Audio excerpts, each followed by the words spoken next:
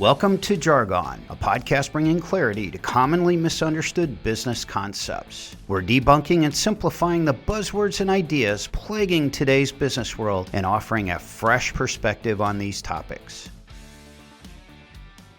Hey everyone, thanks for joining us today on the Jargon Podcast. We're going to flip the script a little bit today. My name is Todd Boutte, and I'm directing our technology services here at Trinergy, and I'm going to be interviewing Bill Imedy, one of our founders today. Welcome, Bill. Hey, thank you, Todd. This is Bill here, and we're going to be talking about our new ERP Handbook. Yeah, that's right. So we are a big fan of kind of keeping knowledge sort of growing internal to the company, but also out to the public. And so what we want to talk about is that our ERP handbook has been revised for the year. Is that correct? Yeah, we just updated that and have a lot of good new information in there. But essentially, our ERP handbook provides an unbiased view on all the ERP solutions that are out there. I shouldn't say all, but I'll say the most widely used ones. We tend to focus on basically the ones that are industry independent and more the generally used ERP systems. Okay, so nice. So who's this for then? Well, this is for any company that's kind of thinking about their current ERP system and maybe are there things that they can address with it in terms of functionality and what they should be expecting out of it. But then if a company's struggling with what they're using today, a lot of fast-growing companies, maybe they're using QuickBooks and they know they need to upgrade to something that's going to be more scalable for their company. Maybe they're growing internationally. They've done a lot of acquisitions. So anybody who's kind of thinking about what should we be looking at? And frankly, you can take it to the point of it can help you think about your ERP shortlist and get to that pretty quickly as well. Okay, great. So this has examples of like actual products and kind of how you would start the selection process? Yeah, I mean, so basically it starts off with just kind of laying out the language that's out there, what you'll hear. What does ERP really mean? How does that fit within other technologies that are out there? For example, manufacturing execution systems or artificial intelligence or expense tracking systems and things like that may or may not sit within the ERP. But then we also dive into what are the typical components of an ERP system and what should you expect out of it? And then the bulk of it is reviews on all the different ERP packages. Well, great. And I know there's a subsection of that we kind of break down at Tier 1, Tier 2, Tier 3. Is that common terminology out in the industry, or is that our terminology? You know, I don't know, okay? I've heard other people use it, but I don't know how common it really is. But let's break that down. So essentially what we do is we look at the ERP ecosystem of vendors out there in terms of their scalability and applicability to different size organizations. So you'll see the word Tier 1, Tier 2, and Tier 3. So for example, when we talk about Tier 1 ERP systems, we're talking about the ones that large organizations would use to enable their business. So it might be Fortune 500 companies. It might even be public institutions. What do they use to manage their back office financials? What do they use to manage their cost accounting, their inventory, their fixed assets? So typically those come like SAP, Oracle, you've heard of them. They're the big ones, the Oracle e-business product, the SAP S4HANA product, and then IFS. We'll talk about that one a little bit. And then Microsoft has their finance and operations solution. And then Infor also has their LN solution as well. So those are kind of the Tier 1. Tier 2 are more for mid-market companies who don't want to spend a lot of money, spend the millions and millions on software to get it implemented. Those Tier 2 products essentially are your Microsoft has their Business Central, Infor has a Tier 2 product, SAP has their Business One or Business by Design, two different products that are in the Tier 2 mid-market. Oracle has a Tier 2 product, NetSuite, that they acquired. So those are some examples, and there's a longer list in there of those Tier 2 products. Then we get into Tier 3, which are essentially for really small businesses who just need maybe a single location. Maybe they're operating in one country. Maybe it's a simple business with one service line or two service lines, and they really don't need to do a lot of heavy-duty financial type stuff with inventory and all the other crazy stuff you got to do in a bigger ERP. And those typically are your QuickBooks, and Sage has a Tier 3 product, and those things at the lower end. Well, that's great. And it looks like we provide some guidance in this book to kind of help you break down which one of these things am I, which type of company am I, by things like size, revenue, specialty services. Yeah, we include some statistics. It's not to be looked at on its own, but you can kind of see, okay, if I have this many legal entities, I've got this many locations, this many service lines, and how complex is my business, where should you be looking, Tier 1, Tier 2, or Tier 3? It's not always hard and true. I've seen some organizations where they might have the complexity of a Tier 1, but the Tier 2 will fit them just fine, given their business and the work that they do.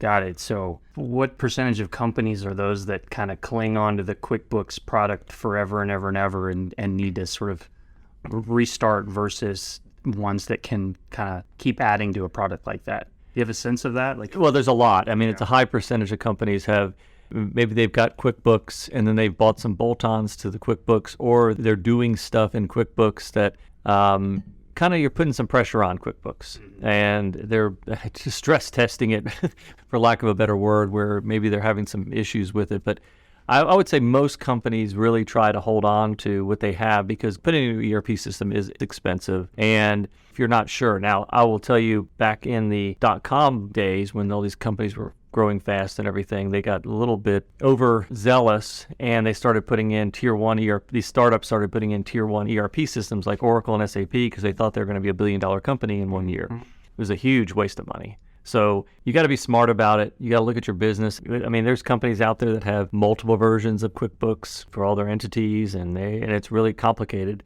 And what it comes down to is the company says, we need to be better at managing our assets, better at managing our production, better at managing our inventory, our working capital, and QuickBooks isn't cutting the mustard. There's a huge business case to move up to a tier 2 type solution.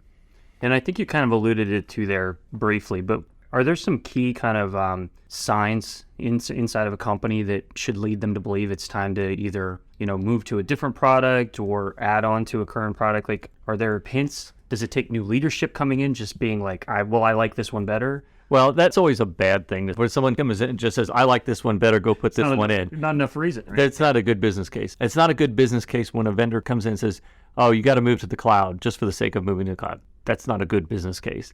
And I see so many times, for example, Oracle purchased companies like JD Edwards and PeopleSoft in the past.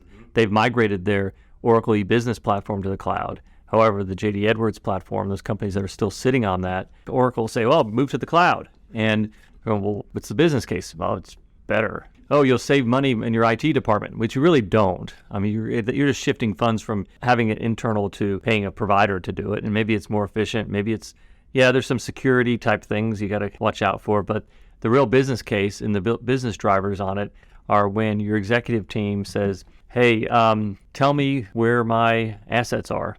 Tell me where my people are and how they're being utilized. Tell me what my inventory turns are. And they start asking those questions and they can't answer them. And then they start spending excess working capital on stuff that they don't need. So they might be spending more on inventory or spending more on equipment or capital to run the business, and they find that it's very inefficient. They're not getting the information they need to truly optimize their capital and their spend. And that's really where it comes into play for a lot of companies. Another case of it too is just, I'm trying to close the books every month, and it's taken me, 3 weeks or 4 weeks to close the books because I'm having to run all this manual stuff, and I can't get financials to anybody in a reasonable amount of time, and it's tremendously inefficient. And then what happens is the whole finance and accounting organization is just doing a bunch of manual stuff and nothing's enabled and errors happen. That's the worst case when you have a financial misstatement where, oh, by the way, well, QuickBooks didn't give me visibility in that information, and when I close the books, oops, we had a mistake. Right, and then they're just making big decisions kind of on old data or just sort of on feel at that point rather than sort of valid data. Right. Well, so I know you mentioned vendors there and the word cloud for a second. And since this is the Jargon podcast, what are your favorite sort of jargon terms that you would warn people to look out for? Like if they're working with some potential ERP vendors right now, what are the words that they like to try to spin to make you buy things? What would you warn people about? Yeah, I think the main thing is the software vendors will try to tell you how easy it is for them to implement and get something in a short period of time. So I'd be cautious of that. I think where the ERP vendors, kind of overlook or they don't want to talk about are the hard things you got to do on an ERP implementation, like data conversion. And so you might hear them talking about master data. They don't really want to talk about that stuff until it comes time for implementation. And the master data basically is your data about your data. So it's all my suppliers, my products, my services, my equipment, my capital, my assets. There's data that you have. So here's my list of master data of my vendors and suppliers and my customers. And is that clean? You'll hear a lot about that. The other piece of it that you don't hear them talking about is governance and making sure the implementation is managed well and you've got the right resources. So when we talk about governance, we're talking about project management and making sure you got the right processing in place to test the software to make sure it works. So when you roll it out, it meets the requirements, and you've tied back to a series of requirements that you said you're going to meet, and you've delivered on those. Well, and not to toot our own horn a bit, but that's why you need a partner kind of in this implementation to kind of look at an unbiased view of what you're being offered, right? And that must be a driving force behind why we even write these handbooks. Well, yeah, and part of it is there's an element of taking the organization through the evaluation process to make sure you've picked the right software and people are involved, but facilitating that process to make sure you're keeping everybody honest, but also keeping the software vendors honest. So in a lot of cases, part of our role sometimes on an ERP selection is the software vendor come out and show a product, and we might have worked with these products before. We're not partners with any of these people, so we'll look at it and go, wait a minute, you're not showing us the cloud version. Or by the way, that screen you just showed, that was a fake screen that you created in PowerPoint. Or we'll ask them to do something that we know the software can't do to kind of push the envelope so the clients can see what it can't do and see its limitations and make sure they're okay with that. So we're kind of the client advocate. The software ERP vendors might call us the bad guy, but we're kind of helping them through that process, but also as part of that process, coming up with the right scope and framing the implementation as to what is it really going to take to put that piece of software in. The software cost itself, or the hosting cost, is a small piece of the equation. The bigger piece are the resources to get it implemented. Right, and without somebody to kind of help you through this process, you are going to be very tempted to jump on board with whatever implementation team a vendor might provide you, and then you have no look inside the inner workings of any of this. And speaking as somebody from an IT field, your internal folks will hate that going forward. They'll never like working with a third-party vendor that's just supposed to just do everything for them. So it's good to get a good look under the hood before you sign on to anything. Exactly. Okay, so we revised this handbook maybe once a year. Is that about right? Yeah, we're trying to do it more than once a year because things change quickly, and we'll see some things happening in the market. Like 6 months ago with a particular ERP, but then they fixed it. So we'll update it throughout the year. It's sort of like upgrading your software. Maybe it's not a new version. So we have a new version every year, but we're updating it throughout the year with things that we hear about or something new. So for example, there's some companies that struggled with getting their cloud product out. And then we saw some movement where they actually figured it out. And so we'll try to quickly update that type of information out there to be, in all fairness, to give people a up-to-date view. If you go out there and you go to the forums and you read the reviews on software, if it's more than a year old, the reviews, it's not applicable. I mean, if you look at so-and-so product doesn't have the business analytics. Well, they do now. Or their cloud version is terrible. Well, not anymore. So you got to be cautious of that. Right. So anything specifically new in this version you want to call out? Any big changes? Let's break it down a little bit. I think in the Tier 1 space, everybody is familiar with SAP and what they've done and with their S/4HANA release and everything, and how they're basically moving it to their kind of own environment where they can better structure data and how you access information, and it made it a lot more clean and efficient. Oracle's finally, Oracle bought NetSuite for the purpose of going to the cloud and figuring out how to get there. And what a lot of people may not understand, it's you've got to re-architect these products to get them in the cloud. It just the way they operate and interact with a computer, with a local computer, and the data that's calculated on your computer versus what's calculated on on the server. That cloud architecture, moving that is not that simple. You're having to re-architect the product so you can get it to the cloud, and so that's one thing. Oracle's finally getting there. They struggled. It took them a long time to get everything on there. IFS, another one that's up and coming that's finally getting there. IFS is one that's picking up a lot of market share. They're getting a lot of attention. They've done a lot of acquisitions over the years, and they've folded them into their product nicely, where they have a lot of really unique capabilities that they've been able to provide. Unique capabilities around rentals, unique capabilities around manufacturing and inventory management and project management. So they pretty much, for I'll call it B2B industrial type companies, construction, manufacturing, they really formed a nice sweet spot for themselves there, particularly in the engineering construction arena. SAP continues to kind of be the big one for your process-oriented industries, your large, huge Fortune 50 companies. Oracle more so on the discrete side and more on the project side and that type of thing.